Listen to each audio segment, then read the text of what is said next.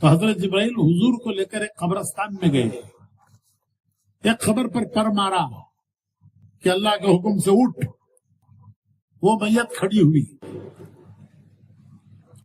حشاش بحشاش چہرہ، خوش چہرے پر خوشی، اور کہہ رہا ہے اشہد ان لا الہ الا اللہ واشہد ان محمد رسول اللہ۔ جبرائیل علیہ السلام نے فرمایا واپس جا، دوسری خبر پر گئے، وہاں جا کے پر مارا کہ اللہ کے حکم سے اٹھ، وہ میت کھڑی ہوئی ہے، چہرہ بدحواس، چہرے پر پریشانی، وہ کہہ رہا ہے ہائے میری تباہی، ہائے میری بربادی، میں تو تباہ ہو گیا، برباد ہو گیا۔ جبرائیل علیہ السلام نے فرمایا واپس جائے۔ پھر حضور سے عرض کیا کہ حضور یہ جس حال میں جیئیں گے اس حال میں مریں گے، اور جس حال میں مریں گے کل قیامت میں اس حال میں قبروں سے اٹھائے جائیں گے، جس حالت میں مریں گے اس حالت میں کل قیامت میں قبروں سے اٹھائے جائیں گے۔ حضرت عمر فرماتے ہیں کہ اسلام پر مرنے کی تمنا ہے، ہر ایک آدمی تمنا کرتا ہے کہ میری موت کس پر ہونا، کس پر ہونا بھائی؟ اسلام پر ہونا۔ تو حضرت عمر فرماتے ہیں کہ اسلام پر مرنے کی تمنا ہے تو پہلے اسلام پر جینا سیکھو۔ میں نہیں کہہ رہا ہوں، مجھے کیا حق ہے کہنے کا، مجھے کیا حق ہے کہنے کا، یہ حضور کے صحابی کہتے ہیں کہ اسلام پر مرنے کی تمنا ہے تو پہلے اسلام پر بولو بھائی، اسلام پر جیو گے تو اسلام پر مرو گے، اور قیامت میں اسلام پر خبروں سے اٹھائے جاؤ گے۔ مسلمان جذباتی ہے، جذبات میں آپ کو بولتا ہے دین کے لیے جان دے دیں گے، دین کے لیے جان دے دیں گے، دین کے لیے قربان ہو جائیں گے، کیا مرغی کی جان میں؟ ارے بھائی جان دینے کا معاملہ بہت دور کا ہے، پہلے تو جینا سیکھو۔ حضرت عمر فرماتے ہیں کہ اسلام پر مرنے کی تمنا ہے تو پہلے اسلام پر کیا بولو بھائی، جینا سیکھو۔ اسلام پر جیو گے تو اسلام پر مرو گے۔ الحمدللہ الحمدللہ الحمدللہ نحمده ونستعینه ونستغفره ونؤمن به ونتوکل علیہ ونعوذ باللہ من شرور انفسنا ومن سیئات اعمالنا ونعوذ باللہ من شرور انفسنا ومن سیئات اعمالنا من يهده الله فلا مضل له ومن يضلله فلا هادي له ونشهد أن لا إله إلا الله وحده لا شريك له ونشهد أن سيدنا ونبينا ومولانا محمدا عبده ورسوله صلى الله عليه وعلى آله وصحبه وبارك وسلم تسليما كثيرا كثيرا اما بعد۔ محترم بھائیوں، بزرگوں اور دوستوں، اللہ رب العزت نے ہر انسان کے لیے اس دنیا کو امتحان کی جگہ بنایا ہے. اس دنیا کا نام ہے دار الامتحان، امتحان کا گھر. اس امتحان کے گھر میں اللہ رب العزت ہر انسان کو امتحان دینے کے لیے بھیجتے ہیں. امتحان لینے والا ہے اللہ، امتحان دینے والا ہے بندہ. امتحان کی جگہ ہے دنیا اور امتحان کا زمانہ ہے زندگی. زندگی امتحان ہے، زندگی امتحان کے لیے دی ہے، دنیا میں امتحان دینے کے لیے بھیجا ہے. غریب کا بھی امتحان ہے، امیر کا بھی امتحان ہے، حاکم کا بھی امتحان ہے، مزدور کا بھی امتحان ہے، تاجر کا بھی امتحان ہے، کاشتکار کا بھی امتحان ہے، نیک لوگوں کا بھی امتحان ہے، بروں کا بھی امتحان ہے. یہ نہیں ہے کہ صرف بروں کا امتحان ہے، گناہ گاروں کا امتحان نہیں ہے، نیک لوگوں کا بھی امتحان ہے. سب کا امتحان ہے. اللہ پاک امتحان لیے بغیر کسی کو نہیں چھوڑتا. نبیوں کا امتحان لیا، نبیوں کا. حالانکہ انبیاء وہ اللہ کے محبوب بندے ہیں، اللہ کے پیارے بندے ہیں، لیکن نبیوں کا بھی امتحان لیا. قرآن کریم میں ہے وَإِذِ ابْتَلَىٰ إِبْرَاهِيمَ رَبُّهُ بِكَلِمَاتٍ فَأَتَمَّهُنَّ. وَإِذِ ابْتَلَىٰ، ابتلا کہتے ہیں امتحان، آزمائش. اللہ تعالیٰ فرماتے ہیں کہ ہم نے ابراہیم کو امتحانوں سے گزارا، آزمائشوں سے گزارا، اور وہ تمام امتحانات میں پورے پاس ہوئے. حالانکہ ابراہیم علیہ السلام اللہ کے خلیل ہیں، ان کو اللہ نے اپنا دوست پکارا. کوئی بڑا آدمی ہمیں کہہ دے کہ بیجاپور میں فلاں میرا دوست ہے تو پھول کے موٹا ہو جاتا ہے، پیسے دے کے اخبار میں دلاتا ہے، دیکھو فلاں بڑے آدمی نے مجھے اپنا دوست کہا ہے. اور یہاں خالق کائنات، زمین و آسمانوں کا پیدا کرنے والا فرشتوں سے کہہ رہا ہے کہ زمین پر میرا دوست کون؟ ابراہیم. لیکن دوست کا بھی امتحان لیا، امتحانوں سے گزارا. جہاں ابراہیم علیہ السلام آگ میں گرے ہیں وہ ایک پہاڑی ہے، پہاڑی کے دامن میں آگ جلائی تھی نمرود نے کہ ابراہیم کو آج جلائیں گے، تو پہاڑی کے دامن میں آگ جلائی تھی، اور وہ ایسی آگ بھڑکی تھی کہ اوپر سے پرندے اڑتے ہوئے جاتے تو جھلس کر گر جاتے. اب اتنی سخت آگ میں ابراہیم علیہ السلام کو کون ڈالنے جائے گا؟ جو ڈالنے جائے گا وہ بھی تو چل جائے گا. تو پہاڑی کے اوپر سے ان کو اس میں پھینکا. تو جہاں حضرت ابراہیم علیہ السلام گرے اس جگہ پر آج مسجد ہے. جہاں وہ گرے ہیں پھر اللہ نے اس آگ کو ان کے لیے گلزار بنایا، اس جگہ پر آج مسجد ہے. تو نبیوں کو بھی امتحانوں سے گزارا.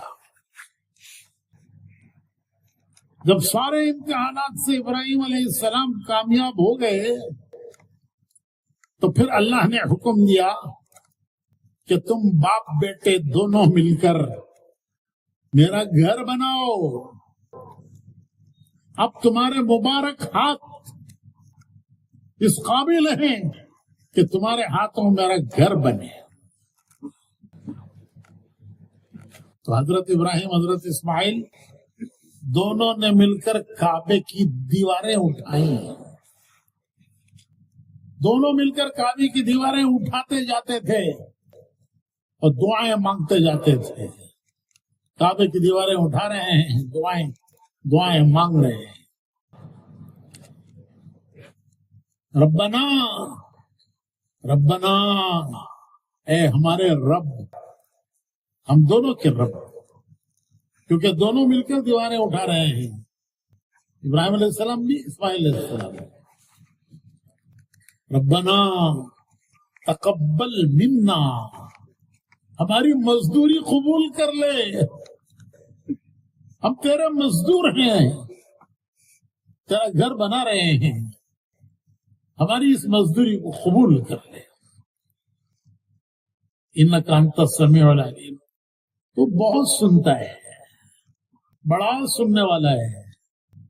اور تو صرف سنتا نہیں ہے, ہمارے دل کے جذبے کو بھی جانتا ہے کہ کس جذبے سے ہم تیرا گھر بنا رہے ہیں. یہ دعا اکثر امام صاحبان مانگتے ہیں, لیکن کبھی خیال نہیں جاتا کہ یہ دعا کس نے مانگی, کب مانگی, کہاں مانگی.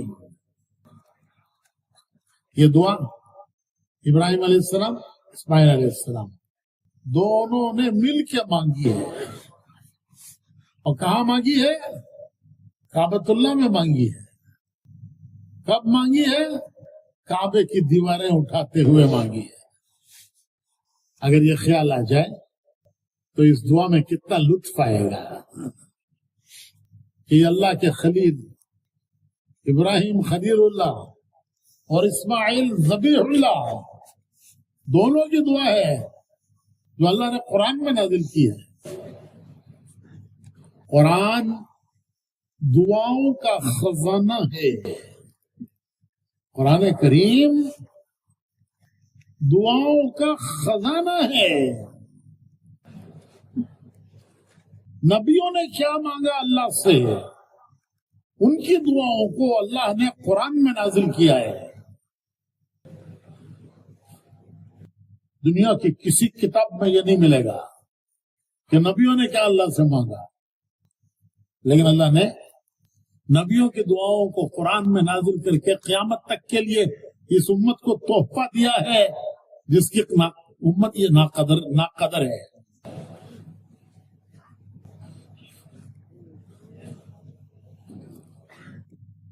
آدم علیہ السلام نے کیا مانگا, نوح علیہ السلام نے کیا مانگا, ابراہیم علیہ السلام نے کیا مانگا. کتنے نبیوں کی دعائیں قرآن میں ہیں کہ نبیوں نے کیا مانگا اللہ سے. حضرت آدم علیہ السلام کو جب اللہ نے جنت سے اتارا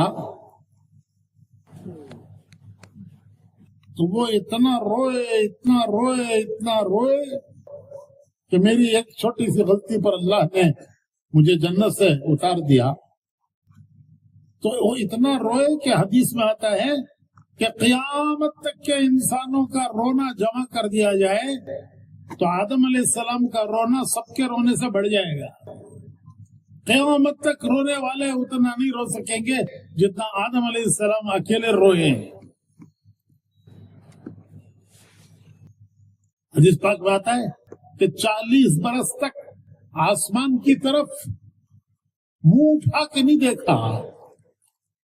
جب آدمی سے کوئی غلطی ہو جاتی ہے تو شرم سے اس کی آنکھیں نیچی ہو جاتی ہیں, اس کا چہرہ نیچے ہو جاتا ہے.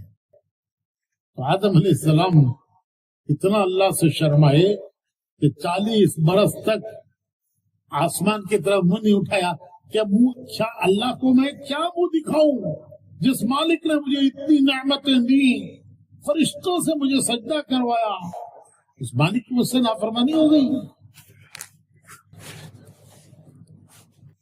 تو 40 سال تک روتے رہے, آسمان کی طرف منہ نہیں اٹھایا. پھر اللہ پاک فرماتے ہیں کہ ہم نے آدم کو چند کلمات سکھائے. قرآن کریم میں ہے کہ ہم نے آدم کو چند کلمات سکھائے.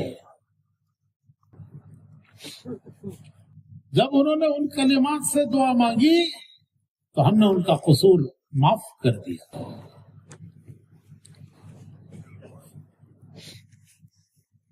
وَتَلَقَّى آدَمَ مِن رَبِّهِ بِكَلِمَاتٍ فَتَابَ عَلَيْهِ کہ ہم نے آدم کو چند کلمات سکھائے, اور جب ان کلمات سے انہوں نے دعا مانگی تو ہم نے ان کا قصور معاف کر دیا. وہ کیا کلمات ہیں, وہ کیا دعا ہے جو اللہ نے آدم علیہ السلام کو سکھائی ہے؟ تو علماء کہتے ہیں کہ وہ دعا ہے ربنا ظلمنا انفسنا وَإِن لَّمْ تَغْفِرْ لَنَا وَتَرْحَمْنَا لَنَكُونَنَّ مِنَ الْخَاسِرِينَ. ربنا ظلمنا انفسنا وَإِن لَّمْ تَغْفِرْ لَنَا وَتَرْحَمْنَا لَنَكُونَنَّ مِنَ الْخَاسِرِينَ. اے اللہ, ہم دونوں سے مطلب ہم میاں بیوی آدم علیہ السلام حوا علیہ السلام, ہم دونوں نے بڑا ظلم کیا ہے اپنے اوپر. تیری کتنی مہربانیاں ہوئی اور ہم سے قصور ہوا. اے اللہ, اگر تم معاف نہیں کرے گا تو ہمارا اتنا بڑا نقصان ہو جائے گا, ہم اتنے بڑے خسارے میں ہو جائیں گے کہ پھر کوئی ہمیں اس خسارے سے نکال نہیں سکے گا. تو اللہ تعالیٰ نے یہ دعا آدم علیہ السلام کو یہ دعا سکھائی, اور وہ دعا ہم سب کے لیے قرآن میں نازل کی.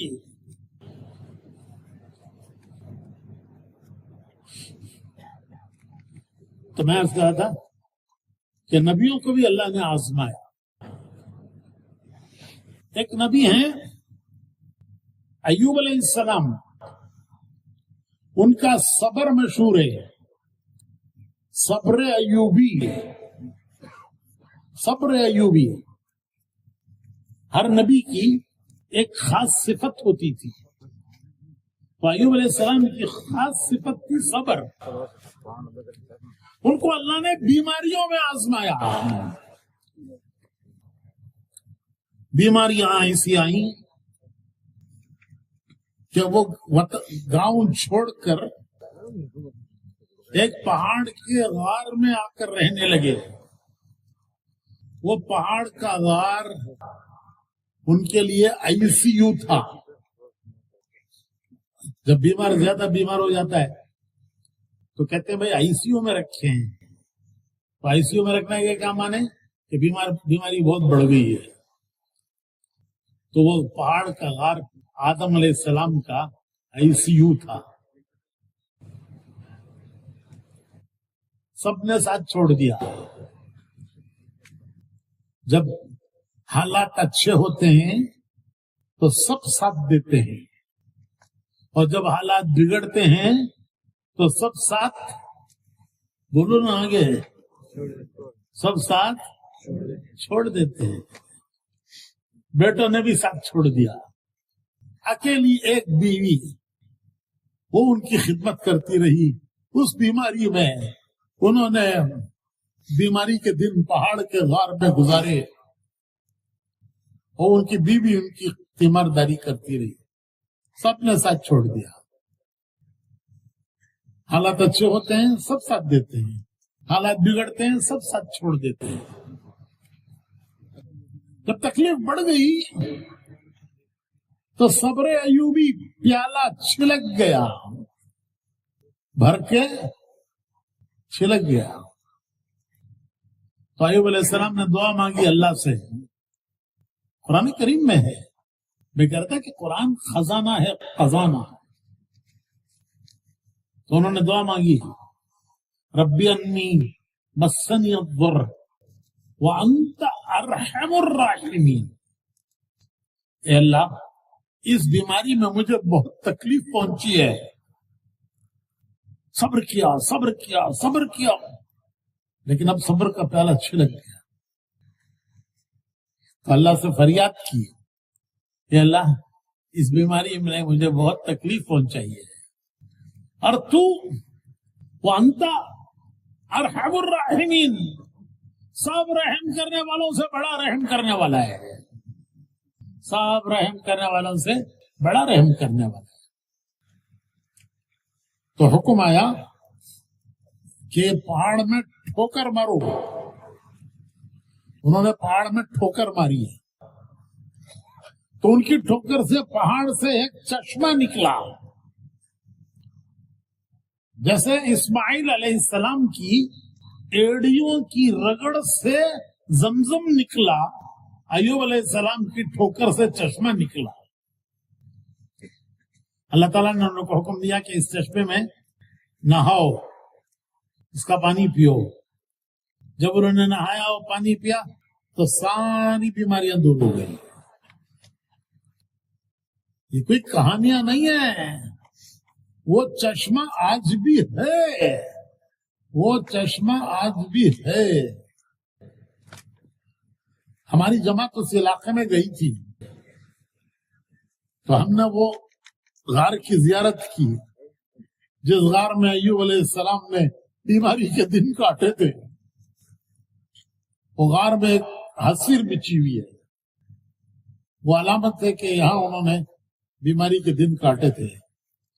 اور وہ چشمہ وہ سامنے پہاڑ میں ہے، لوگ اس چشمے کا پانی کانوں میں بھر بھر کے لے جاتے ہیں کہ بیماروں کو نہلائیں گے، اس کی برکت سے بیمار اچھے ہوں گے، پیتے ہیں برکت کے طور پر۔ ہم نے بھی پیا، میں نے بھی پیا اس چشمے کا پانی، ایسا ٹھنڈا میٹھا پانی کہ تمہارا بسلری جھک مارتا ہے۔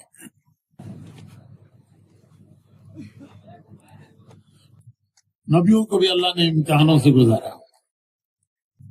کبھی دے کر بھی امتحان لیتے ہیں، کبھی لے کر بھی امتحان لیتے ہیں، کبھی دے کر امتحان لیتے ہیں، کبھی لے کر امتحان لیتے ہیں،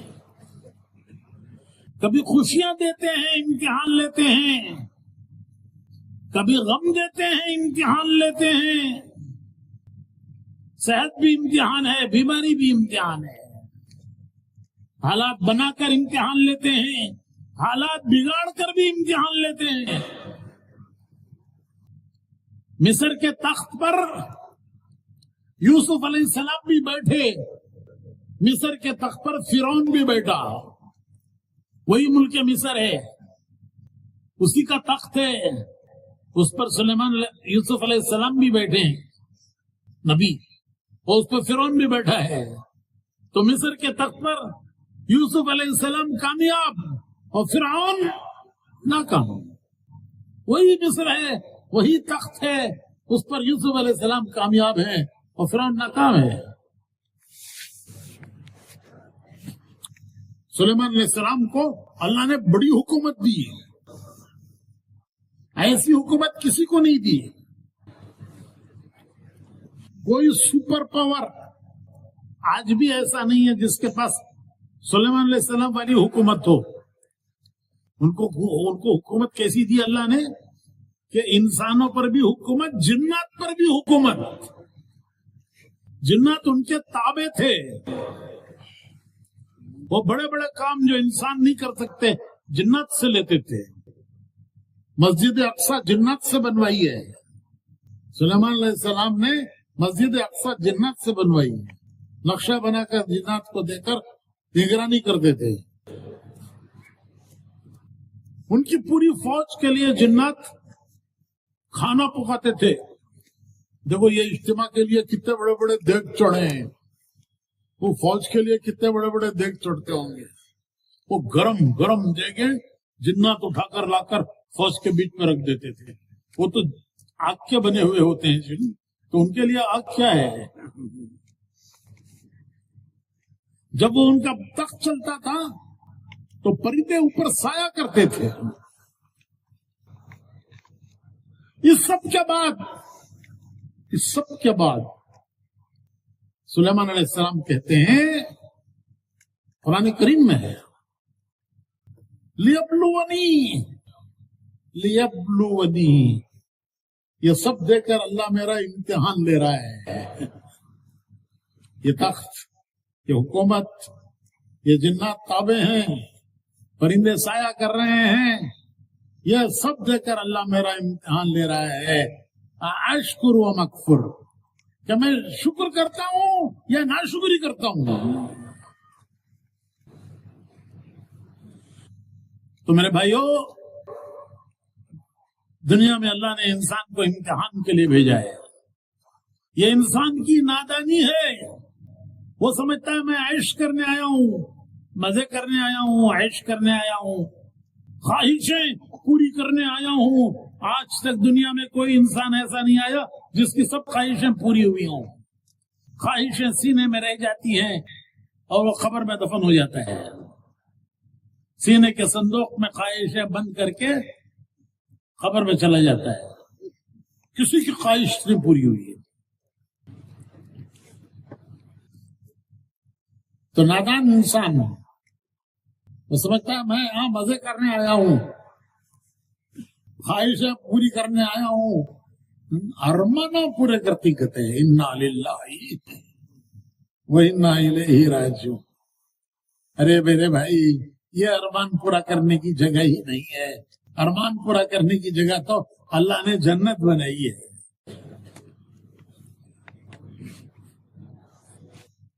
تو یہ تو امتحان کی جگہ ہے.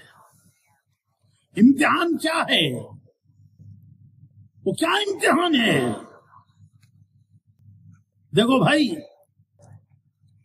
دنیا میں جو جس حال میں ہے وہ حال اس کا امتحان ہے.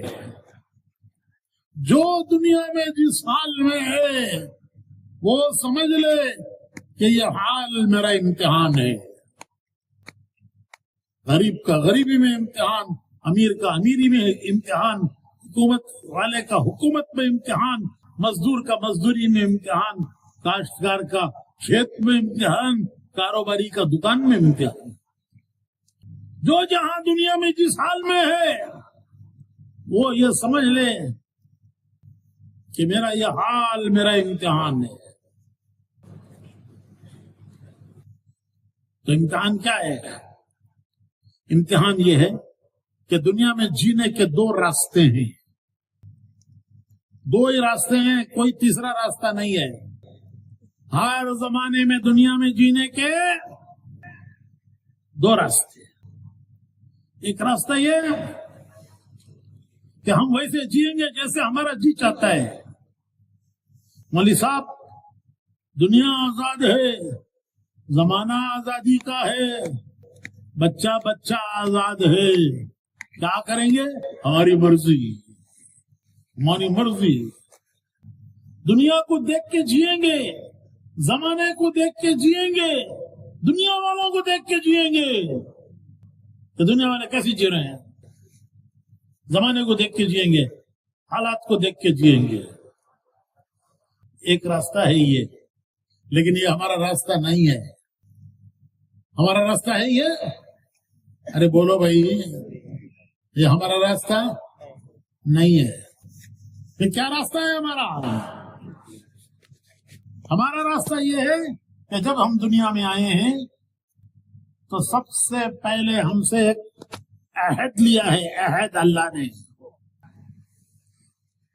نے ایک عہد لیا ہے. وہ کیا عہد ہے؟ کہ جب مسلمان کے گھر بچہ پیدا ہوتا ہے تو سب سے پہلا کام کیا کرتے ہیں؟ کیا کرتے بولو بھائی؟ اسے نہلا دھلا کر، پاک کپڑوں میں لپیٹ کر، اس کے ایک کان میں اذان پڑھتے ہیں، ایک کان میں اقامت پڑھتے ہیں.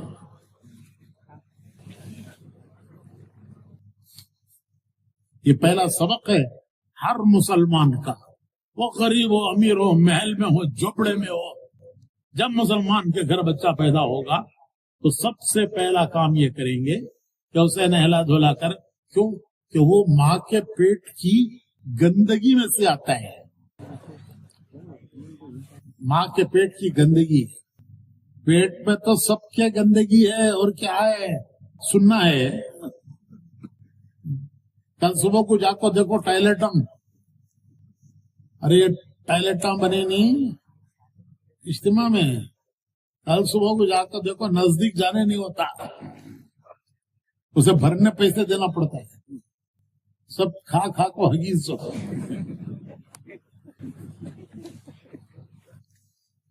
تو بچہ ماں کے پیٹ کی گندگی سے آتا ہے، اسے نہلا دھولا کر پاک کپڑے میں لپیٹ کر اس کے ایک کان میں اذان پڑھتے ہیں، ایک کان میں اقامت پڑھتے ہیں. یہ سلسلہ کب سے شروع ہوا؟ تو سیرت کی کتابوں میں آتا ہے کہ جب حضور اکرم صلی اللہ علیہ وسلم بولو، جب حضور کا نام آئے تو کم سے کم صلی اللہ علیہ وسلم کہنا چاہیے. مکھیا کے سر کا رہنا نہیں. کیا بات تمہارے مکہ بول رہے، وہ بات کرتا نہیں نا، ہاں تو مکھیا کے سر کا نہیں رہا.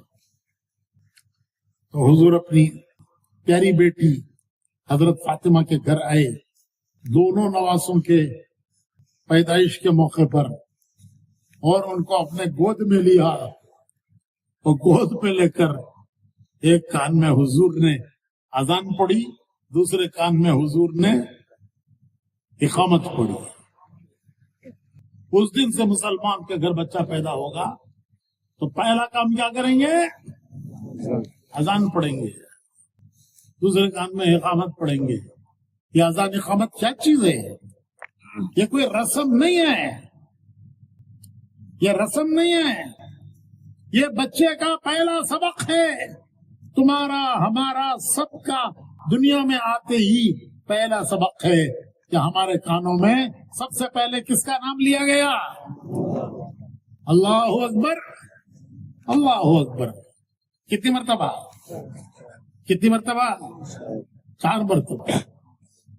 کہ اللہ بڑے ہیں، ان کی قدرت بڑی ہے، ان کی طاقت بڑی ہے، ان کے خزانے بڑے ہیں، ان کا راضی ہو جانا سب سے بڑی کامیابی ہے.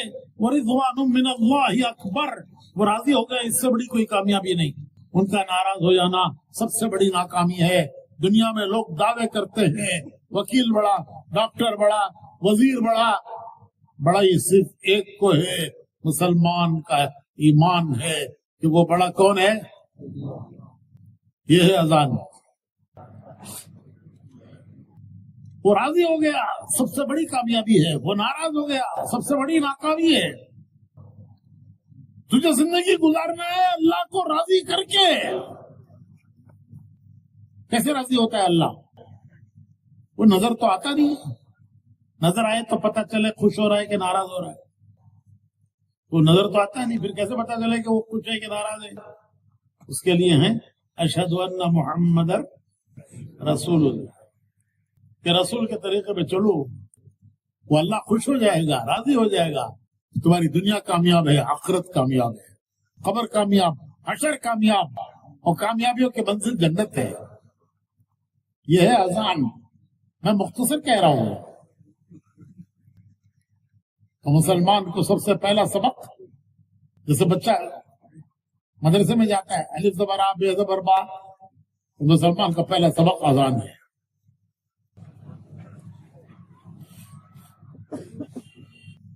پھر جب مر جائے گا، پیدا ہوا اذان دی، مر گیا، اب کیا کریں گے؟ آخری کام کیا کریں گے میت کا؟ تو اسے نہلا دھلا کر پھر اسے مسجد میں لا کر اس کی نماز ہم پڑھیں گے. اب وہ نماز نہیں پڑھ سکتا، وہ گزر گیا اس حال سے کہ جس میں وہ اپنی نماز خود پڑھتا. اب اس کی نماز ہم پڑھیں گے اور پڑھ کر اس کے لیے دعا کریں گے. نماز جنازہ کی دعا کیا ہے؟ یہ سب سیکھنے کے لیے تبلیغ میں جاتے ہیں، یہ سب سیکھنے کے لیے، سمجھنے کے لیے تبلیغ میں جاتے ہیں.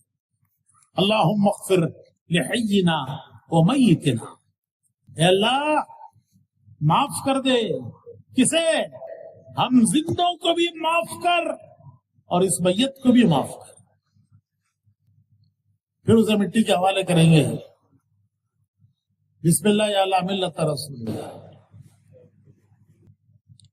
تو مسلمان کی زندگی شروع ہوتی ہے اذان سے اور اس کی زندگی ختم ہوتی ہے، ارے بولو بھائی،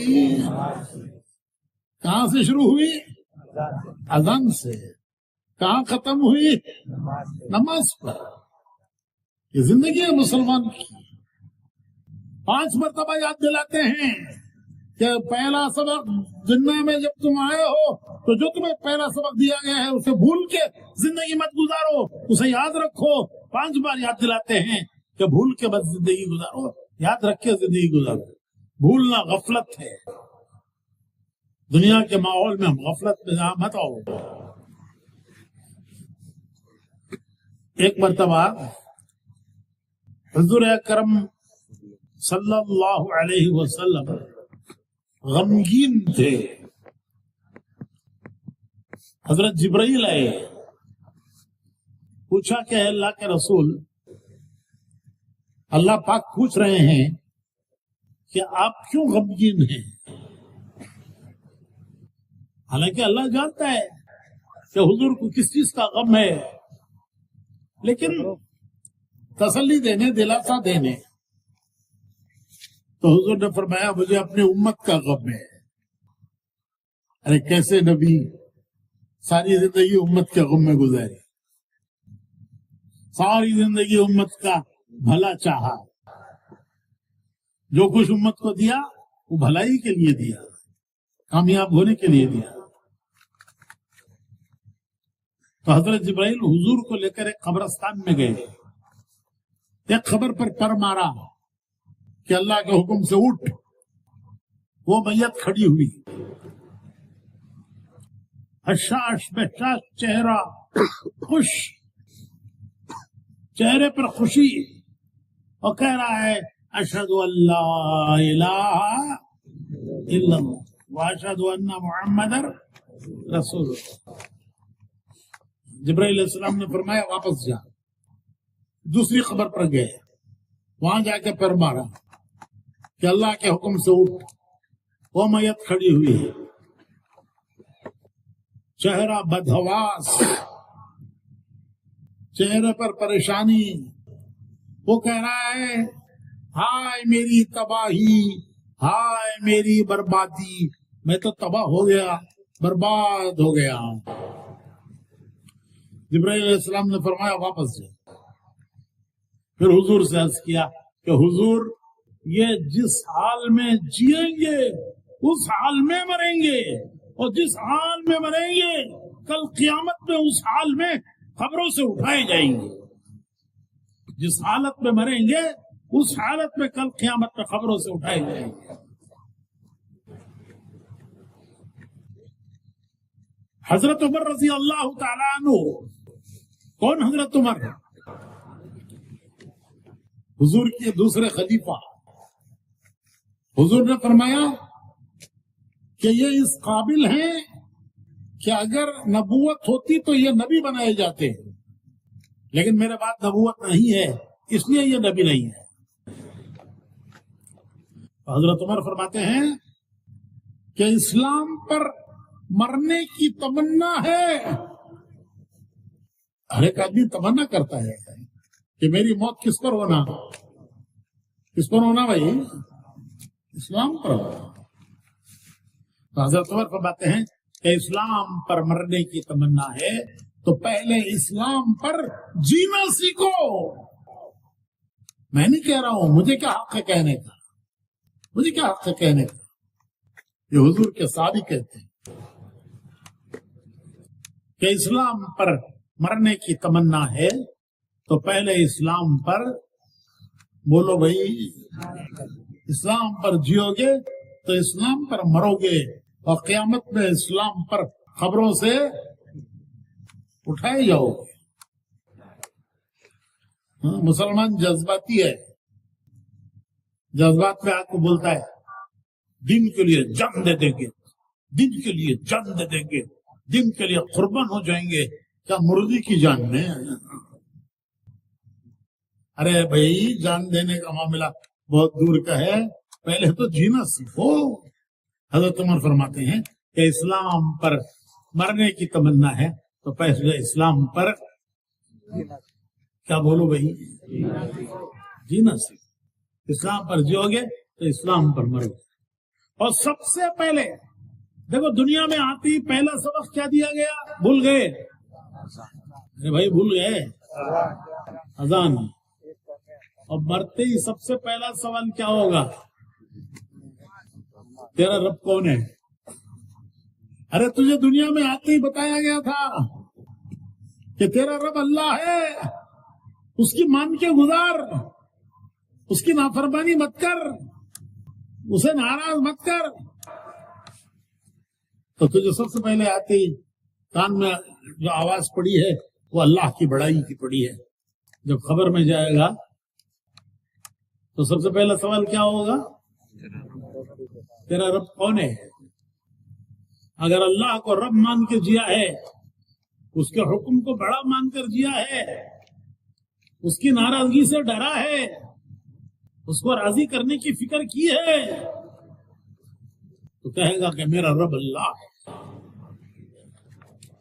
حضور صلی اللہ علیہ وسلم ایک بار صحابہ میں بیٹھے ہوئے تھے تو حضور نے فرمایا کہ میرا ایک صحابی ایسا ہے کہ جب فرشتے اس کو سوال کرنے قبر میں آئیں گے اور اس سے پوچھیں گے کہ تیرا رب کون ہے، تو وہ فرشتوں سے کہے گا کہ مجھے کیا پوچھتے ہو، میرا رب کون ہے؟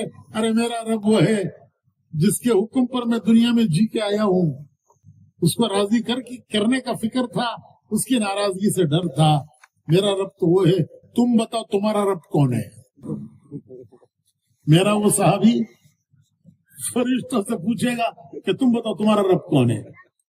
فرشتوں کو تو ڈیوٹی کرنی ہے، وہ تو ڈیوٹی کرنے آئے ہیں. ہر ایک سے پوچھیں گے تین سوال ہر ایک سے پوچھیں گے، خبر کے 3 سوال. پھر وہ پوچھیں گے تیرا دین کیا ہے؟ تو وہ میرا صحابی کہے گا کہ مجھے کیا پوچھتے ہو، میرا کیا دین ہے؟ ارے میرا دین وہ ہے جس پر میری زندگی گزری ہے، جس پر میرا راتیں گزری ہیں، دن گزرے ہیں، خوشی و غم گزرا ہے. میرا دین وہ ہے جس پر میری زندگی گزری ہے. تم بتاؤ تمہارا کیا دین ہے؟ کس سے پوچھ رہے ہیں؟ ارے کس سے پوچھ رہے ہیں؟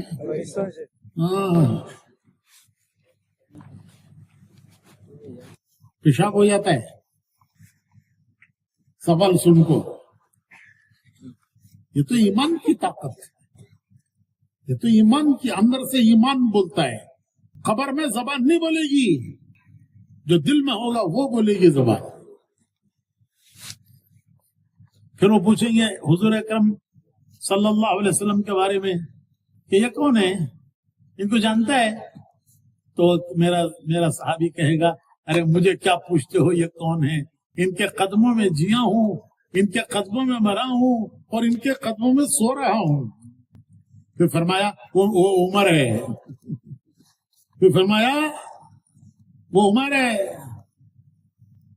تو فرشتے جا کے اللہ کی بارگاہ میں کہیں گے کہ اے اللہ یہ کیسا آدمی تھا، یہی پتہ نہیں چل رہا تھا کہ اس کا سوال ہم کرنے گئے تھے یا ہمارا سوال کرنے وہ آیا تھا. ہم اس کا سوال کرنے گئے تھے کہ وہ ہمارا سوال کرنے آیا تھا. تو ایک پیاری زندگی ہے، پیارے رسول نے دی ہے. تو میں نے کہا کہ 2 طریقے ہیں دنیا میں جینے کے. ایک طریقہ یہ ہے کہ دنیا والوں کو دیکھ کے جیو، زمانے کو دیکھ کے جیو، حالات کو دیکھ کے جیو. نہیں، ہمارا طریقہ نہیں ہے. ہم نہیں دیکھیں گے دنیا کدھر جا رہی ہے، ہم دیکھیں گے ہمارا رب کیا چاہتا ہے. یہ ہے لا الہ الا اللہ محمد رسول اللہ. بندے اللہ کے، بندے اللہ کے، امتی رسول اللہ. بندے اللہ کے، امتی رسول اللہ. حکم دیکھیں گے اللہ کا، طریقہ دیکھیں گے رسول اللہ کا. اس پر چلنے والے کا نام ہے مسلمان. کسے کہتے ہیں مسلمان؟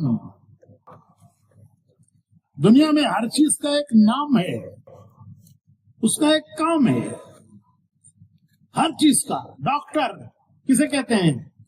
مریض کو دیکھنا، دوا دینا، علاج کرنا۔ لائر کسے کہتے ہیں؟ کورٹ کو جانا، کیس لڑنا۔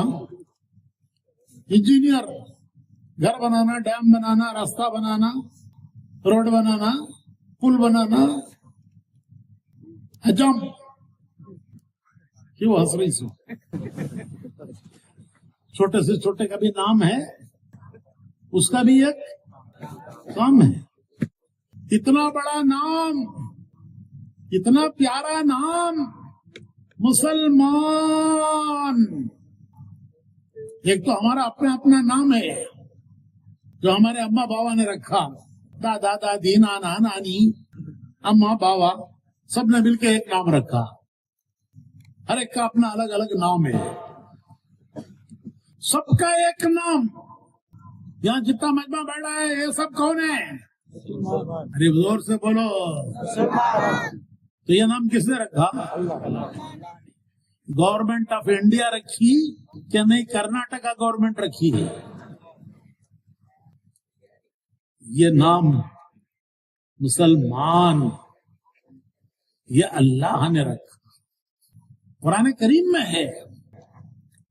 ملت ابیکم ابراہیم هو سماکم المسلمین۔ ملت ابیکم ابراہیم، یہ تمہارا جو دین ہے یہ نیا دین نہیں ہے، یہی دین تمہارے باپ حضرت ابراہیم علیہ السلام کا دین تھا، وہی دین کامل مکمل کر کے تم کو دیا گیا ہے، کوئی نیا دین نہیں ہے، یہی تمہارے باپ ابراہیم علیہ السلام کا بھی دین تھا، وہ کامل مکمل کر کے تمہیں دیا گیا ہے۔ اسی لیے کہتے ہیں ملت ابراہیمی، ملت ابراہیمی، ملت ابیکم ابراہیم ہوا سماکم المسلمین، انہوں نے تمہارا نام رکھا مسلمان۔ اور علماء کہتے ہیں کہ نام تو اللہ نے رکھا، پکارا خلیل اللہ نے، نام رکھا اللہ نے، پکارا خلیل اللہ نے۔ ارے بھائی مسجد میں ہے آ کے اللہ پکارے گا، نماز کو آؤ کر کے، ارے مسجد میں اللہ آ کے پکارے گا، آؤ جی نماز کو، وقت ہو گیا نماز کا، آ جاؤ، کون پکارے گا؟ حی علی الصلاۃ، کیا مانے کہ نماز کا وقت ہو گیا آؤ، تو کون پکارے گا؟ اللہ آ کے پکارے گا، کون پکارے گا؟ لیکن مؤذن اپنی طرف سے نہیں پکارتا، وہ اللہ کی طرف سے پکارتا ہے۔ تو نام رکھا اللہ نے، پکارا خلیل اللہ نے۔ کیسا پیارا نام، کیسا پیارا نام۔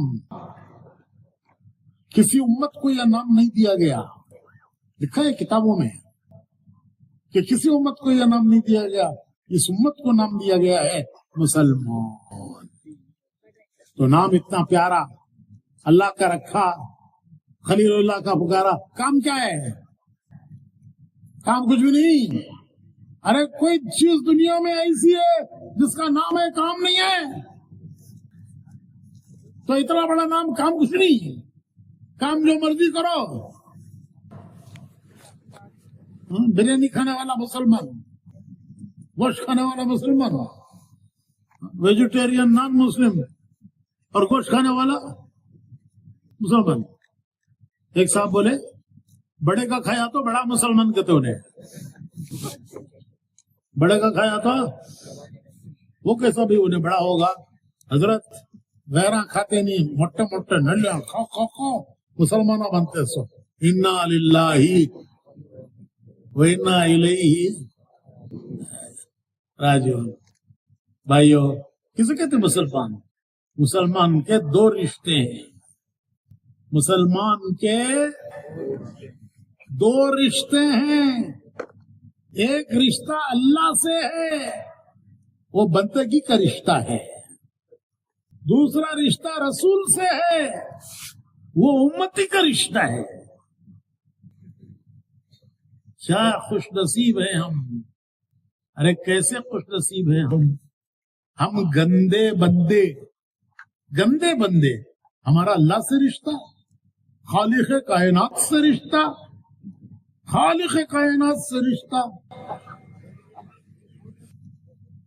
اور اللہ کے پیارے رسول سے رشتہ.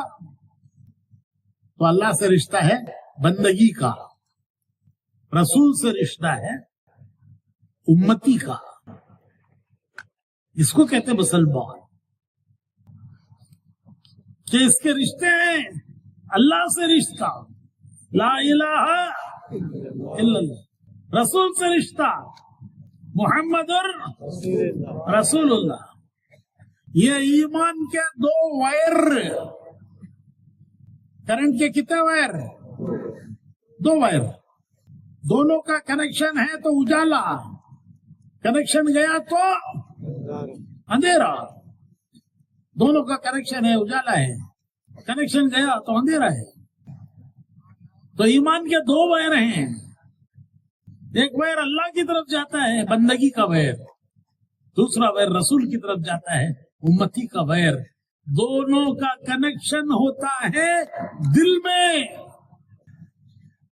دونوں کا وائروں کا کنیکشن ہوتا ہے دل میں.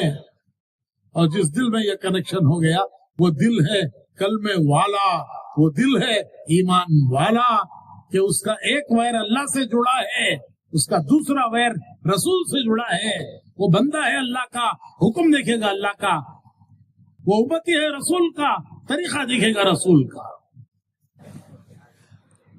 یہ ہے ہمارا راستہ، یہ ہے زندگی جینے، ہمارا جینے مرنے کا راستہ، یہ ہے جینے مرنے کا راستہ.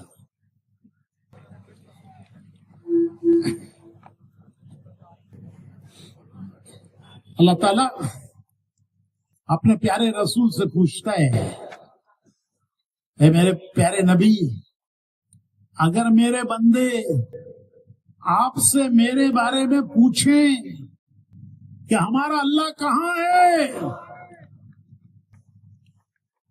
اگر میرے بندے آپ سے میرے بارے میں پوچھیں کہ ہمارا اللہ کہاں ہے، تو کہہ دیجئے وہ تمہارے قریب ہے، قریب.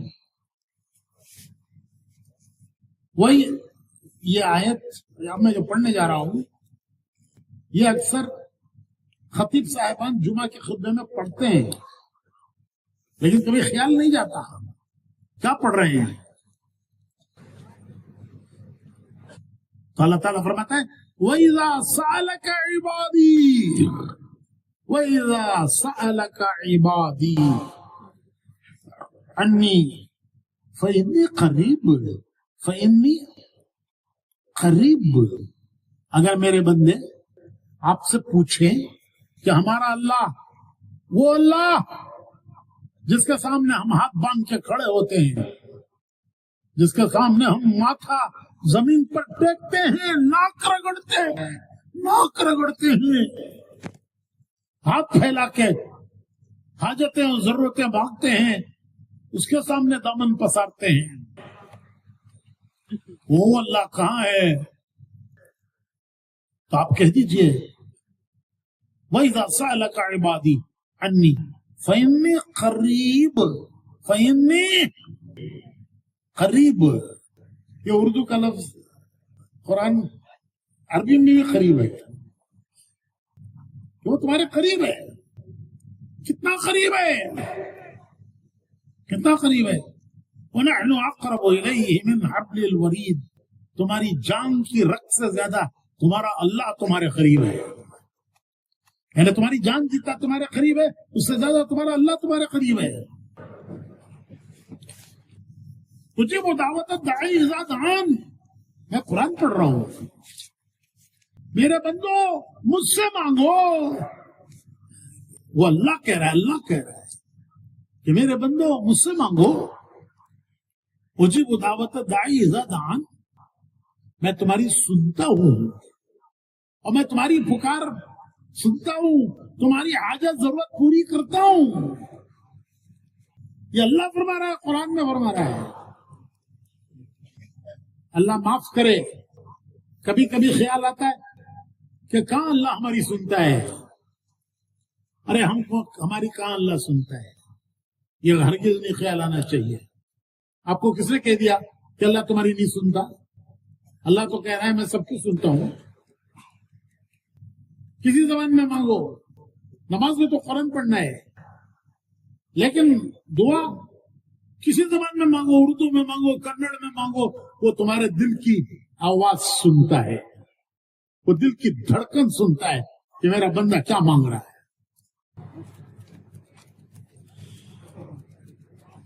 تو میرے بھائیوں, پہلا کام ہے بندے بننا. مسلمان کا پہلا کام ہے, بولو بھائی, کیا بننا؟ کسے کہتے ہیں بندہ؟ بندہ کہتے ہیں ماننے والا. بندہ کہتے ہیں ماننے والا. نہیں ماننے والے کو کہتے ہیں باغی.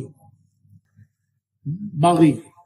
باپ کی بات بیٹا نہ مانے تو باپ غصے میں آ کے بولتا ہے باغی میرا بیٹا جی. بولے سو کرتا نہیں, نکو کہتے سو کرتا ہے, کرو کہتے سو نہیں کرتا, نکو کر کہتے سو کرتا. باقی میرا بیٹا. تو جس نے ساری نعمتیں دی, آج تک سب کچھ اسی کا دیا ہوا ہے, مرنے تک سب کچھ اسی کا دیا ہوا زندگی گزاریں گے,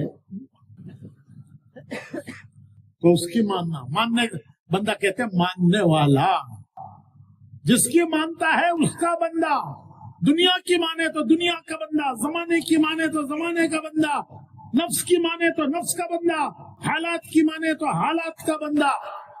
جو روح کی مانیا تو وہ میں نہیں بولتا, انسلٹ ہو جاتا. جس کی مانتا ہے اس کا بندہ. ہم کس کے بندے؟ ایک کے بندے. کس کے بندے؟ ایک کے بندے. تو پہلا کام ہے مسلمان کا بندہ بننا. کس کا بندہ؟ اللہ کا. بندے اللہ کے حکم دیکھیں گے اللہ کا, امتی رسول اللہ کے طریقہ دیکھیں گے رسول کا. اس پر چلنے والے کا نام ہے مسلمان. یہی ہے تبلیغ. تبلیغ یہی ہے, اور کوئی نئی چیز نہیں ہے, کوئی نئی بات نہیں ہے کہ بھائیو ہمارے رشتے ہیں, اللہ سے رشتہ بندگی کا ہے, رسول سے رشتہ امتی کا ہے. بندہ بننا ہے اللہ کا, امتی بننا ہے. یہ ایمان کے دو وائر ہیں. بیجاپور سے دہلی کو جانا کتنے پٹریاں؟ ارے کتنے پٹریاں بھائی؟ دہلی تک بھی 2 پٹری. تو ہمیں کہاں جانا ہے؟ ارے ہماری آخری منزل کون سی ہے؟ جنت. جنت سے آئے ہیں, جنت میں جانا ہے. راستہ کیا ہے؟ 2 پٹریاں. لا الہ الا اللہ ایک پٹری, محمد رسول اللہ دوسری پٹری. منزل سلامت ہے, منزل سلامت ہے. میرے بھائیو, اللہ کا شکر ہے, اللہ کا شکر ہے کہ ہمارا اللہ سے رشتہ ہے. ہم نے کلمہ پڑھا ہے, ہمارا اللہ سے رشتہ ہے بندگی کا. ہم نے رسول کو مانا ہے, ہم ان کے امتی ہیں. بے شک ہمارا رشتہ ہے, لیکن وولٹیج ڈراپ ہے. کیا ہے؟ کیا معلوم وولٹیج ڈراپ کا؟ تو ارے معلوم نہیں کہ جو وولٹیج ڈراپ, کرنٹ پورا نہیں آ رہا ہے, کرنٹ پورا نہیں آ رہا ہے. پنکھا چل رہا ہے بیمار کے سر کا, پنکھا چل رہا ہے کوئی بیمار, ہیٹر چل رہا ہے گرمی نہیں, چھوٹا بھائی بلب سے لگ رہا ہے, بڑا برف نہیں سے لگ رہا ہے. کیا ہوگا بھائی؟ وولٹیج ڈراپ ہو رہا ہے. تو بھائیو اس رشتے کو مضبوط کرنا ہے, اسی کے لیے جماعتوں میں نکلنا ہے, اللہ کی راہ میں جانا ہے, 4 مہینے لگانا ہے. اس پر چلنے کی مشق ہے. یہ مشق ہے، مشق. ہر چیز کی ٹریننگ.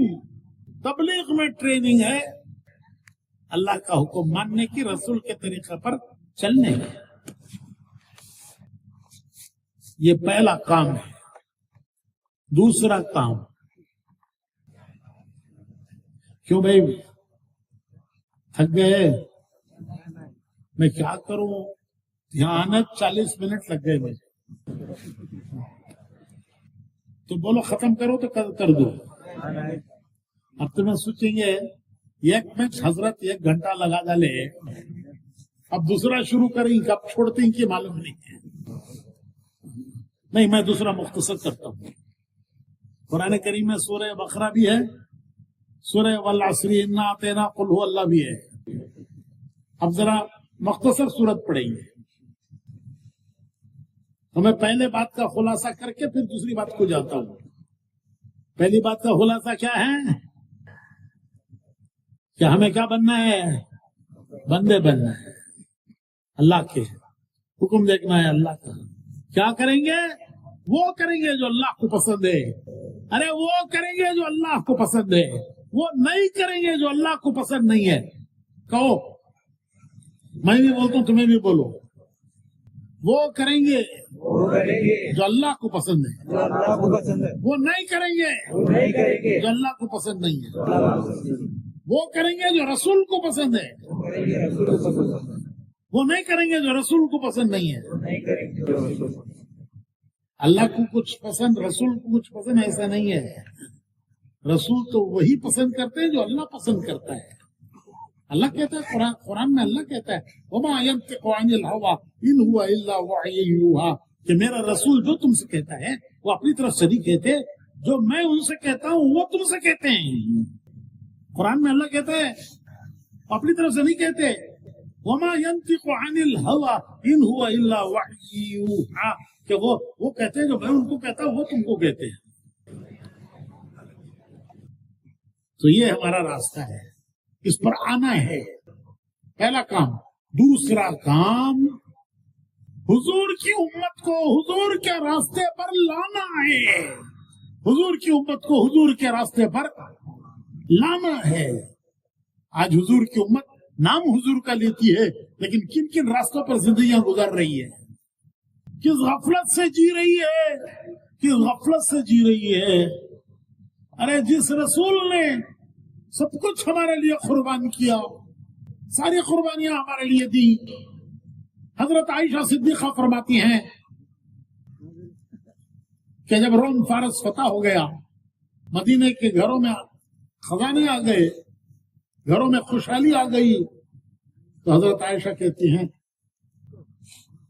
کہ جب میں پیٹ بھر کے کھاتی ہوں تو مجھے رونا آتا ہے. جب میں پیٹ بھر کے کھا لیتی ہوں تو مجھے رونا آتا ہے. کسی نے پوچھا ام المومنین پیٹ بھر کے کھانے سے کیوں رونا آتا ہے؟ تو فرمایا کہ مجھے حضور کی بھوک یاد آتی ہے، مجھے حضور کی بھوک یاد آتی ہے کہ حضور دنیا سے اس حال میں تشریف لے گئے کہ کبھی 2 وقت کی روٹی، جو کی روٹی سے پیٹ نہیں بھرا.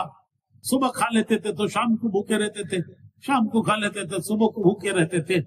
مجھے حضور کی بھوک یاد آتی ہے کہ 2 وقت کبھی آپ نے اپنا 2 وقت روٹی سے پیٹ نہیں بھرا. حالانکہ اللہ نے آپ کو فرمایا تھا کہ آپ چاہو تو پہاڑوں کو خزانہ سونے کا بنا کر آپ کے ساتھ کر دیں. آپ نے فرمایا اے اللہ، میں تو مل جائے تو شکر کرنا چاہتا ہوں، نہ ملے تو صبر کرنا چاہتا ہوں. عائشہ صدیقہ کہتی ہیں مجھے رونا آتا ہے کہ حضور دنیا سے بھوکے تشریف لے گئے، حضور دنیا سے بھوکے تشریف لے گئے. جس نبی نے اس امت کے لیے یہ سب کچھ قربان کیا، آج یہ امت ان کا طریقہ بھولی ہوئی ہے، ان کی زندگی بھولی ہوئی ہے. ہماری خوشیوں میں، ہمارے غم میں، ہمارے رسموں میں، رواجوں میں ہم دیکھتے ہیں کہ حضور کا کیا طریقہ ہے. تو بھائیو، دوسرا کام ہے حضور کی امت کو حضور کے راستے پر لانا. دوسروں کو راستے پر لانے کا کام نبیوں کا تھا. نبی آتے تھے دوسروں کو راستے پر لانے کے لیے, ان کا کام تھا دوسروں کو راستے پر لانا. نبی خود راستے پہ ہوتے ہی تھے, وہ تو ہوتے ہی تھے راستے پہ, کام تھا ان کا دوسروں کو راستے پر لانا. لتخرج الناس من الظلمات الى النور, اللہ پاک کہتے ہیں کہ وہ تمہیں اندھیروں سے نکالتے ہیں, وہ تمہیں اندھیروں سے نکالتے ہیں. کون سے اندھیرے؟ ارے رات کا اندھیرا ہمیں کچھ نہیں کرنا پڑتا, صبح کا سورج نکلے گا, رات کا اندھیرا دور ہو جائے گا. لیکن وہ اندھیرے گناہوں کے اندھیرے جس کو سورج نہیں دور کر سکتا, وہ سورج جو سمندروں اور پہاڑوں اور دنیا کے اندھیرے دور کر دیتا ہے, وہ دل کے اندھیرے وہ سورج دور نہیں کر سکتا. دل کے اندھیرے وہ ایمان کا نور دور کرتا ہے جس کو نبی لے کے آتے. تو اللہ پاک کہتے ہیں کہ میرے نبی تمہیں اندھیروں سے نکالتے, گناہوں کا اندھیرا, نافرمانی کا اندھیرا. ماحول میں اندھیرا ہے, آج ماحول میں اندھیرا ہے, اندھیرا. ہم ایک ایسے ماحول میں جی رہے ہیں, اندھیرا ہے, گناہوں کا, نافرمانیوں کا, خواہشات کا, غفلت کا اندھیرا. تو اللہ کہتا ہے میں نبیوں کو بھیجتا ہوں ان اندھیروں سے نکالنے کے لیے. اب نبی نہیں آئیں گے, ہمارے نبی آخری ہیں. پھر کیا دنیا کو اندھیروں میں بھٹکنے کے لیے چھوڑ دیں گے؟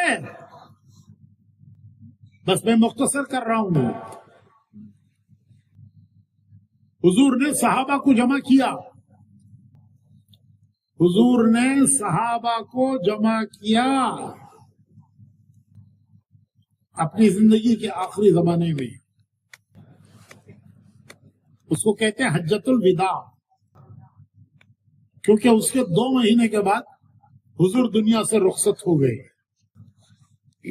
2 مہینے کے بعد حضور دنیا سے رخصت ہو گئے.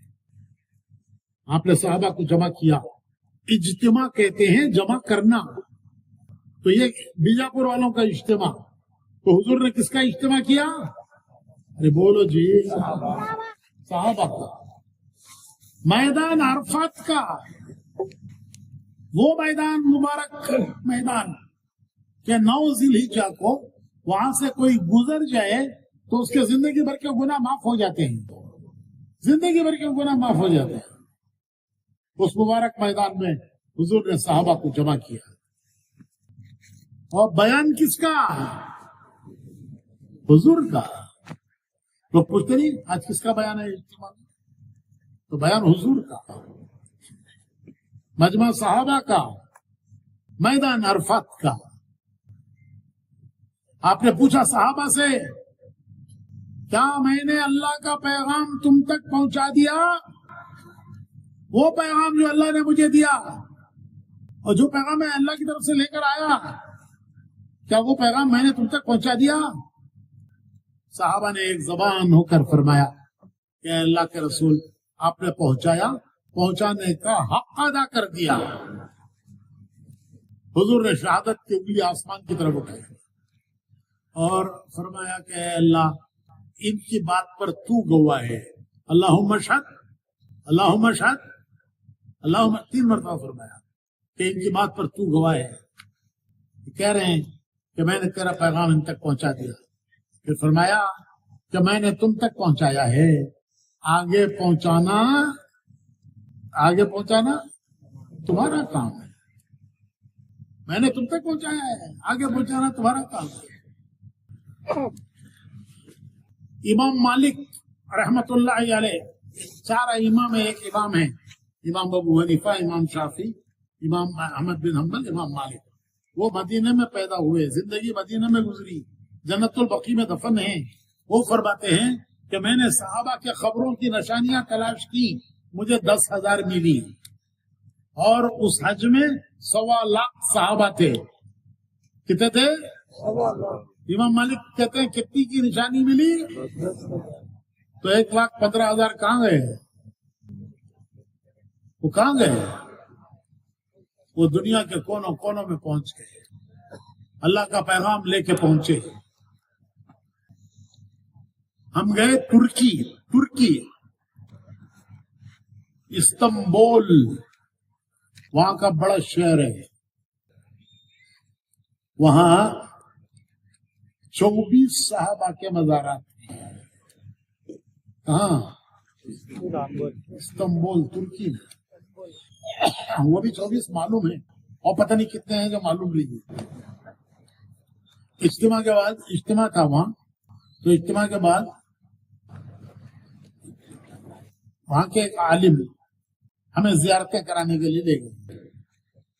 ہم ان صحابہ کی زیارتیں کرتے ہوئے آخر میں پہنچے حضرت ابو ایوب انصاری کے مزار پر۔ کون ہے ابو ایوب انصاری؟ یہ وہ خوش نصیب صحابی ہیں کہ جب حضور ہجرت کر کے مکے سے مدینہ آئے تو حضور کا تو مدینہ میں گھر نہیں تھا، مکے کا گھر چھوٹ گیا، مدینہ میں گھر نہیں تھا۔ ظاہر ہے کہ حضور کسی کا گھر ٹھہریں گے تو مدینے کا کون آدمی ہوگا جس کی تمنا نہیں ہوگی کہ حضور میرے گھر ٹھہرے؟ تو ہر آدمی کی تمنا تھی حضور میرے گھر ٹھہرے۔ حضور نے فرمایا کہ میری اونٹنی کو چھوڑ دو، اسے اللہ کی طرف سے اشارہ ہوگا تو وہاں بیٹھے گی، میں وہاں ٹھہروں گا۔ چنانچہ وہ اونٹنی چلتے چلتے آ کر بیٹھی ابو ایوب انصاری کے گھر پر۔ تو حضور نے فرمایا کہ اللہ کا اشارہ ہے، میں ان کے گھر ٹھہروں گا۔ حضور 7 مہینے ان کے گھر ٹھہرے۔ کتنا؟ 7 مہینے حضور ابو ایوب انصاری کے گھر ٹھہرے۔ اس زمانے میں مسجد نبوی بنی، حضور کے لیے حجرے بنے۔ 7 مہینے کے بعد حضور حضرت ابو ایوب انصاری کے گھر سے مسجد نبوی میں منتقل ہوئے۔ وہ ابو ایوب انصاری جن کو یہ خوش نصیبی حاصل ہوئی کہ وہ حضور کے پہلے میزبان مدینے کے، اور 7 مہینے حضور ان کے گھر ٹھہرے۔ ان کا مزار ہے استنبول میں، ترکی میں۔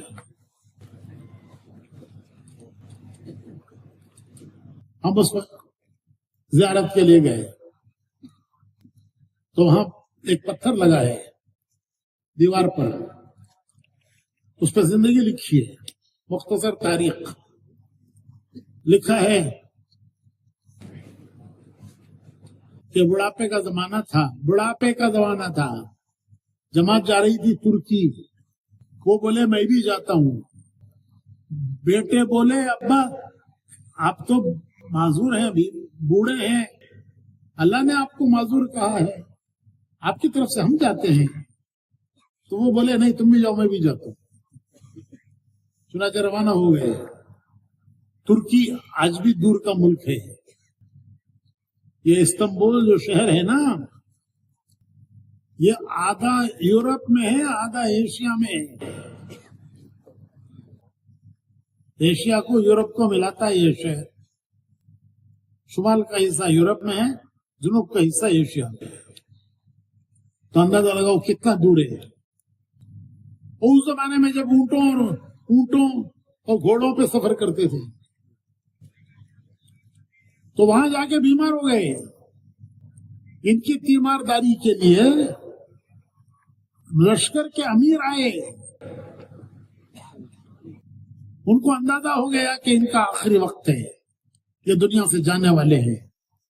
تو امیر صاحب پوچھتے ہیں کہ اے صحابی رسول، آپ کی کوئی آخری تمنا، آرزو، خواہش میں پوری کرنے کے لیے تیار ہوں۔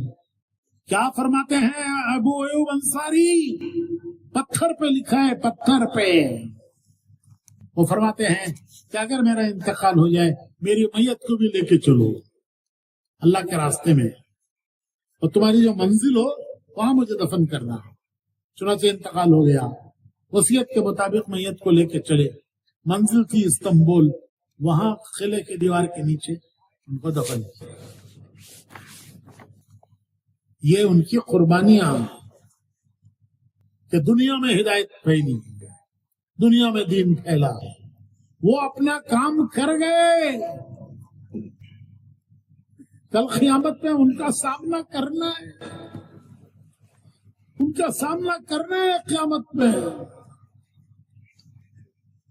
وہ اپنا کام کر گئے، ہمارے ذمہ کچھ نہیں ہے۔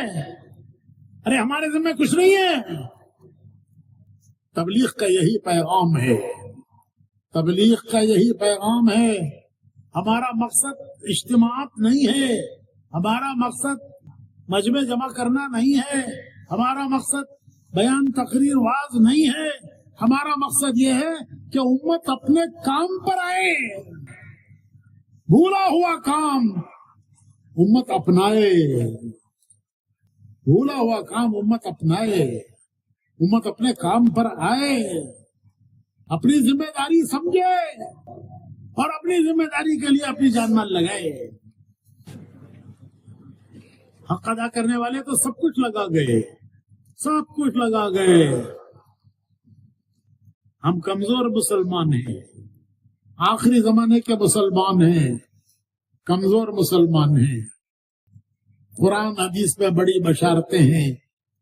مولانا الیاس رحمت اللہ علیہ نے قرآن کی آیت سے اور حضور کی حدیث سے امت کو ایک سمپل پروگرام سادہ دیا کہ بھائیو 10 حصے کرو، 10 حصے کرو، 9 حصے تمہاری ضرورتوں کے لیے، تمہارے کام دھندے کاروبار بیوی بچے، 9 حصے دو، لگاؤ ان کو۔ ارے 1 حصہ دین کے لیے لگا دو۔ 10 حصے کر کے 9 حصے تمہارے بیوی بچوں کے لیے، تمہارا جو بھی کاروبار ہے دھندا ہے اس کے لیے 1 حصہ دین کے لیے لگا دو۔ یہ مولانا الیاس صاحب کا پیغام ہے اور یہی تبلیغ کا پیغام ہے۔ یہ ان کے گھرانے کا پیغام نہیں ہے، یہ قرآن حدیث سے انہوں نے یہ پیغام امت کو دیا ہے، اپنے گھر سے نہیں، قرآن حدیث سے انہوں نے یہ اپنی امت کو یہ پیغام دیا ہے۔ بھائیو سب کچھ دنیا پر نہ لگاؤ، جانے کھپا دی کھیتیوں پر، جانے کھپا دی دکانوں پر، جانے کھپا دی دنیا پر، خالی ہاتھ دنیا سے جائیں گے۔ سکندر کی طرح دنیا فتح کرنے چلا تھا، خالی ہاتھ دنیا سے گیا اور وصیت کر کے گیا میرے دونوں ہاتھ کفن کے باہر رکھو، دنیا دیکھ لے کہ لایا تھا کیا سکندر، دنیا سے لے گیا کیا، تھے دونوں ہاتھ خالی باہر کفن سے نکلے۔ مسلمان اس طرح خالی ہاتھ دنیا سے جانے کے لیے نہیں آیا ہے۔ بھائیو یہی اجتماع کا پیغام ہے، یہی اجتماع کا پیغام ہے۔ یہاں سے کچھ لے جاؤ، یہاں سے کچھ لے جاؤ کہ آئندہ زندگی میں ہمیں کیا کرنا ہے، ہماری کیا ذمہ داری ہے، ہمیں کیا کرنا ہے، اللہ اس کے رسول کی طرف سے ہم پر کیا ذمہ داری ڈالی گئی ہے۔ غریب پر بھی، امیر پر بھی، تاجر پر بھی، کاشتکار، ہر ایک پر ذمہ داری ہے۔ کیا ذمہ داری ہے؟ کہ دین پر چلنا اور امت کو دین پر لانا، اس کے لیے اپنی جان مال لگانا۔ حق یہ ہے کہ سب کچھ لگا کے بھی حق ادا نہیں ہوتا۔ ارے سب کچھ لگا کے بھی حق ادا نہیں ہوتا۔ لگایا تو کس کا لگایا؟ ارے کس کا لگایا؟ اللہ کا دیا ہوا، اللہ کے دین پر لگایا۔ ہم نے کیا لگایا؟ لیکن اللہ بڑے مہربان ہیں۔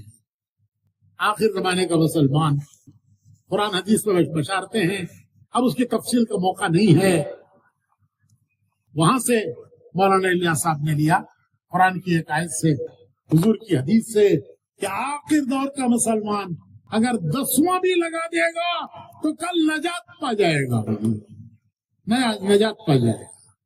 یہی پیغام ہے تبلیغ کہ بھائیو سب کچھ دنیا پر نہ لگاؤ، جانے کھپا دی، جانے کھپا دی، کھیتوں پر، باغوں پر، دکانوں پر، نوکریوں پر،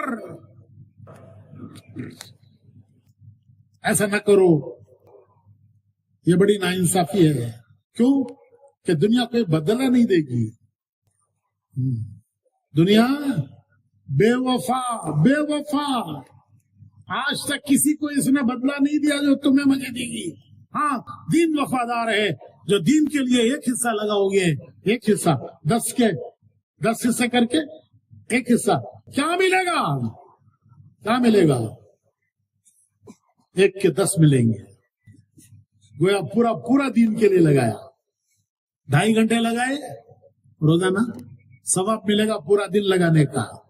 3 دن لگائے ماہانہ, ثواب ملے گا پورا مہینہ لگانے کا. چلا لگایا سالانہ, ثواب ملے گا پورا سال اللہ کے راستے میں پھرتا رہا. تو بھائیو یہ پیغام ہے ہمارے اجتماع کا پیغام.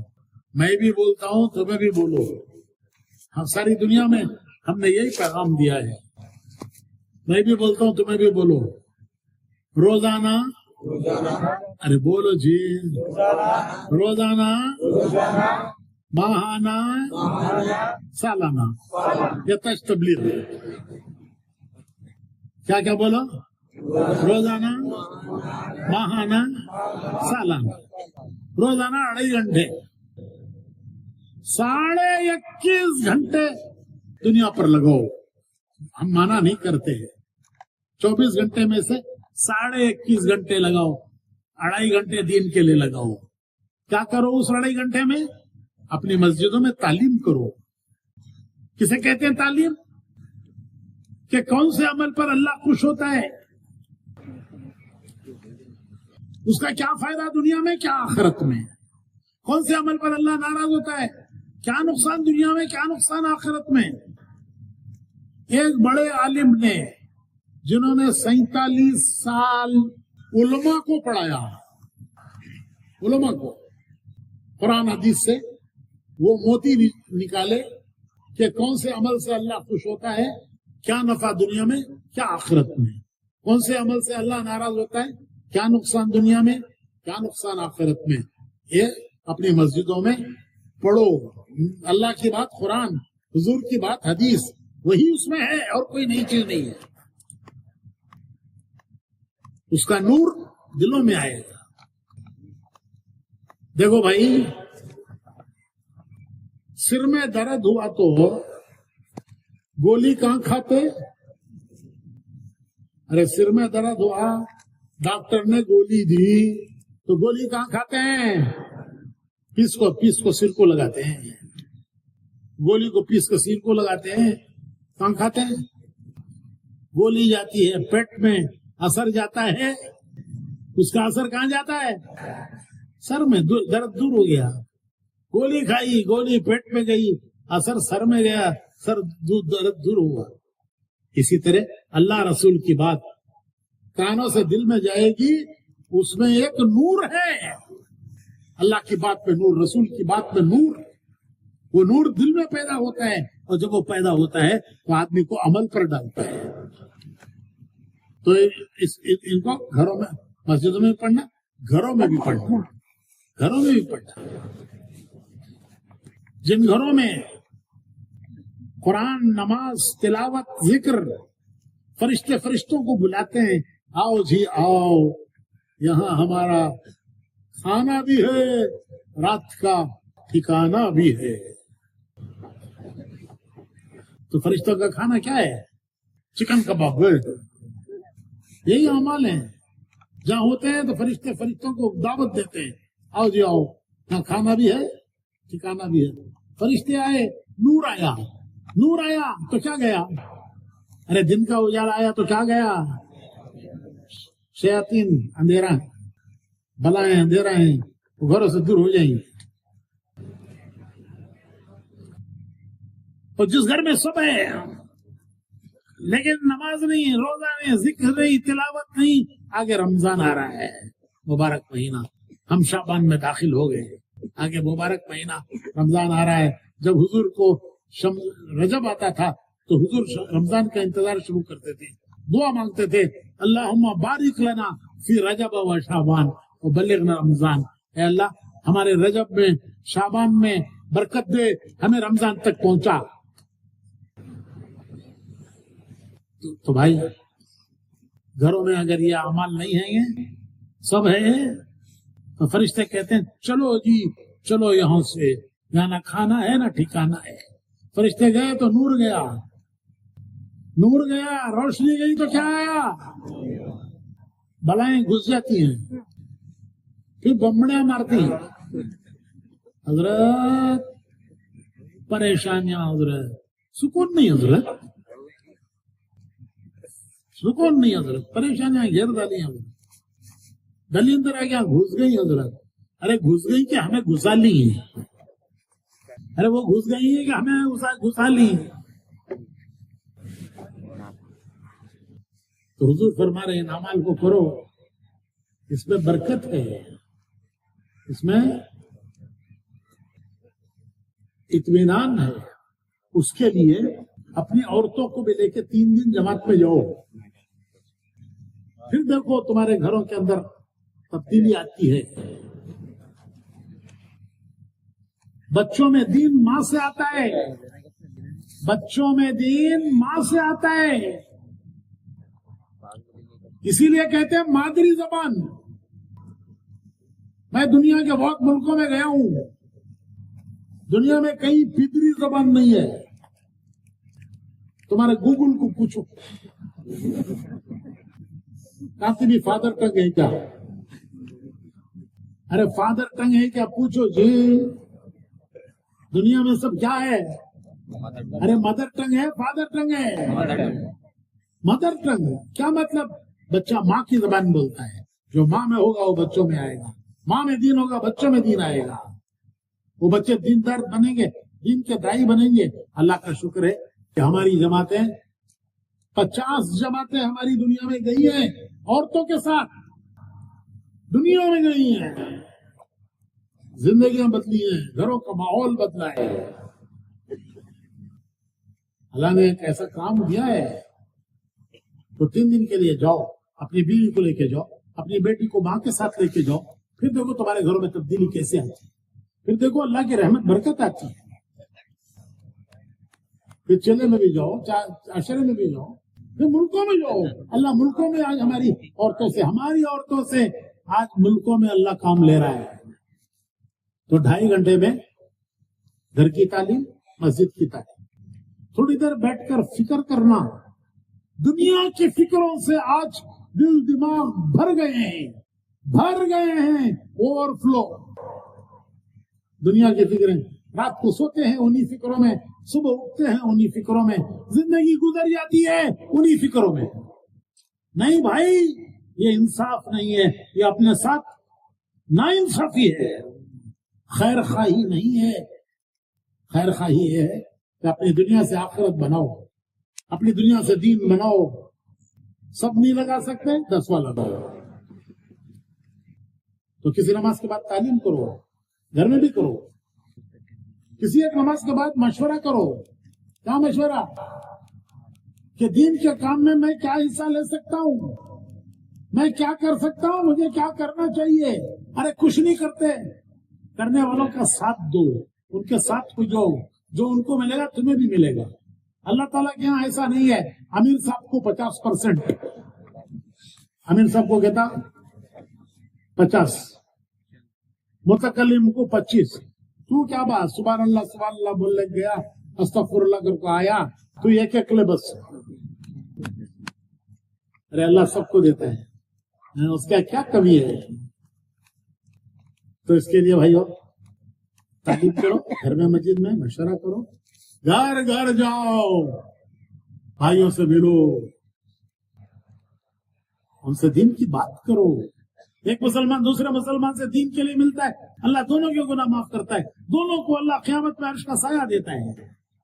گھر گھر جاؤ, بھائیوں کو بھی اللہ کے راستے میں نکالو, ان کو بھی اپنے مقام پر دین کے کام میں جوڑو. جو دین کا کام ہر مسجد میں, اللہ کا فضل ہے, ہر مسجد میں ہو رہا ہے, جڑو اس میں. یہ ہے 2.5 گھنٹے. 27 دن کماؤ. ارے 27 دن کماؤ. جو کمائی ساتھ نہیں آئے گی, کمائی دنیا میں رہ جائے گی, ہم قبر میں جائیں گے. کماؤ, منع نہیں کرتے, ضرورتیں ہیں تمہاری. 3 دن جاؤ اللہ کے راستے میں, نئے بھائیوں کو لے کر جاؤ. 3 دن میں اسٹوڈنٹس چھٹیاں لگاؤ. اسٹوڈنٹس کے لیے ہر جگہ کنسیشن ہے, تبلیغ میں بھی کنسیشن ہے. کالج مس کر کے جماعت میں مت جاؤ, چھٹی جماعت کو لگاؤ. نئے بھائی اللہ کے راستے میں لگیں گے, 3 دن جائیں گے, وہی 3 چلے بھی دیں گے, وہی انشاءاللہ ملکوں میں جائیں گے. جا رہے ہیں آج تو مہینے کے 3 دن روزانہ کیا 2.5 گھنٹے. اللہ توفیق دے 4 مہینے لگاؤ, نہیں تو کم سے کم سال کا چل. کیا ملے گا؟ دنیا سے جاتے ہوئے 2.5 گھنٹے لگائے تھے پورے دن کا ثواب, 3 دن لگائے تھے پورے مہینے کا ثواب, چلا لگایا تھا پورے سال کا ثواب. دینے والی ذات بہت بڑی ہے. ارے ہم بھی تو کچھ آگے بڑھے.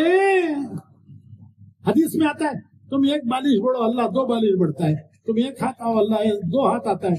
ارے تم چل کے آؤ, اس کی رحمت دوڑ کر لپک لیتی ہے. کیوں بھائی سب نیت کرتے ہیں انشاءاللہ.